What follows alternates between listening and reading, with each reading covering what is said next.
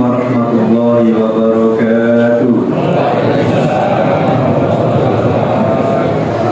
Alhamdulillah, wassalatu wassalamu ala rasulillah wa ala alihi wa sahbihi wa ba'd. Masyaallah muslimin, para bapak, para ibu, jamaah sholat tarawih di Masjid Al-Mu'minin yang saya hormati.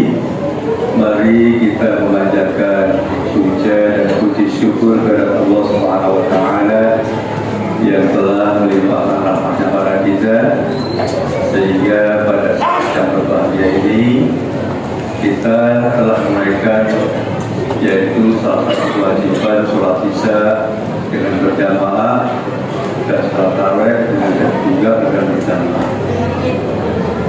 Salawat dan salam mudah-mudahan dilimpahkan kepada baginda Rasulullah Shallallahu Alaihi Wasallam, keluarga dan sahabatnya, tabi'in, tabi'ut tabi'in, dan umatnya yang istiqomah, dan mudah-mudahan kita semuanya termasuk umatnya yang berada di atas sunnah-sunnahnya dan kelak di hari kiamat akan mendapatkan syafaat dari Rasulullah Shallallahu Alaihi Wasallam. Masyaallah muslimin yang insyaallah dirahmati Allah SWT, ada 3 landasan dan fondasi dalam melaksanakan saum di bulan suci Ramadan. Ada 3 macam, yaitu landasan dan dasar-dasarnya atau fondasi di dalam melaksanakan saum di bulan suci Ramadan. Yang pertama adalah iman, yang kedua adalah ilmu, dan yang ketiga adalah amal. Iman letaknya adalah di jiwa kita atau di hati kita. Sedangkan iman adalah menurut perkataan jumhur ulama yang di dalamnya adalah termasuk Imam As-Syafi'i rahimahullahu ta'ala, iman itu adalah innal imana qaulun wa 'amalun yazidu wa yanqusu, yazidu bi ta'atihi, yanqusu bi ma'siyatihi.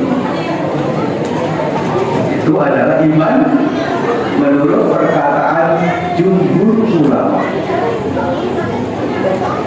Artinya adalah sesungguhnya iman itu berupa perkataan dan perbuatan. Dan iman itu adalah kadang-kadang naik, kadang-kadang turun. Ketika iman kita naik adalah ditaati, selalu taat kepada Allah Subhanahu wa ta'ala. Wa yanqusu, dan ketika iman itu adalah turun, dimaksiati, cenderung untuk berbuat maksiat kepada Allah Subhanahu wa ta'ala. Masyaallah muslimin yang dirahmati oleh Allah Subhanahu wa ta'ala, kita melihat kondisi iman kita itu adalah kadang-kadang naik, kadang-kadang turun. Ketika iman kita naik, kita rajin untuk sholat tarawih berjamaah. Ketika kita adalah iman kita naik, maka kita rajin sholat berjamaah, yaitu sholat fardunya, dan rajin baca Quran, rajin berzikir kepada Allah, rajin sholat ilmi, rajin baca buku al-Islam. Itu ketika iman kita naik. Namun kalau ketika iman kita turun, adalah cenderung untuk bermaksiat kepada Allah Subhanahu wa ta'ala. Sholat berjamaah males, mengaji males, dengerin ceramah males, kemudian sedekah males, doa zikir males, nonton sinetron bola getol. Kenapa demikian? Karena hal-hal yang sifatnya ibadah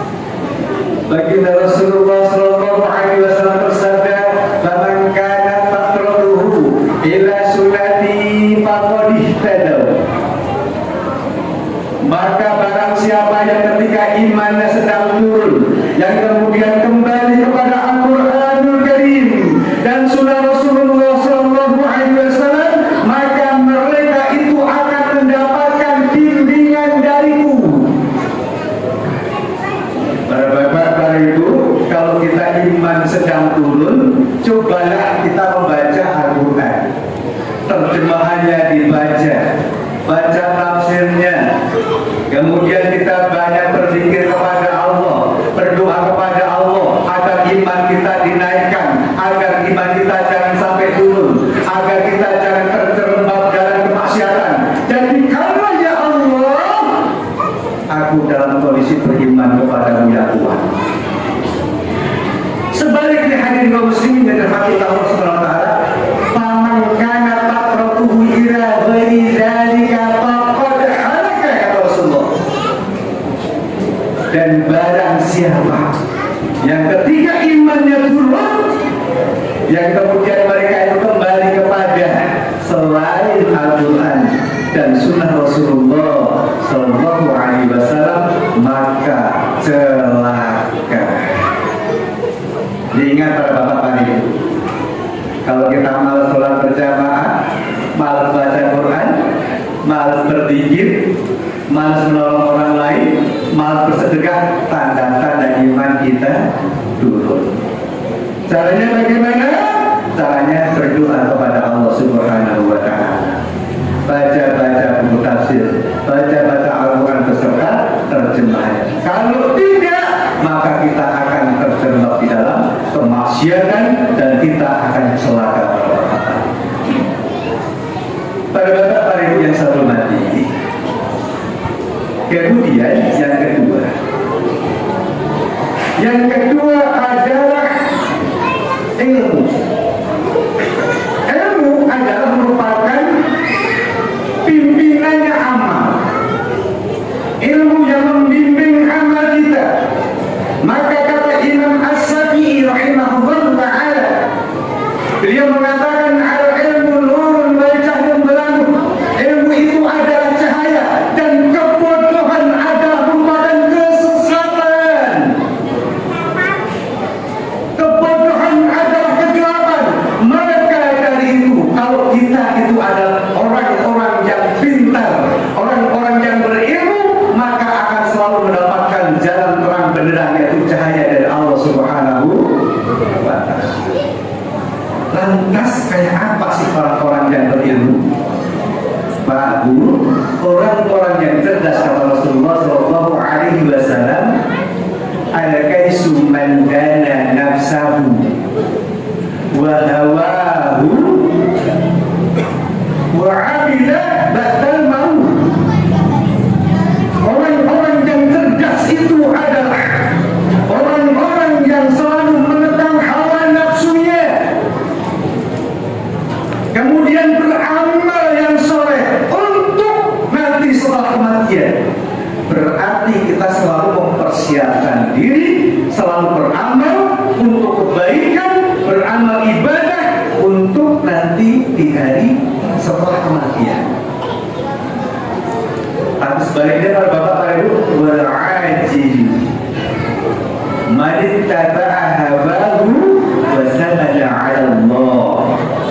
Orang yang bodoh itu, orang yang tidak pintar itu, para bapak para ibu, mereka memperturutkan hawa nafsunya dan berangan-angan kepada Allah Subhanahu wa ta'ala.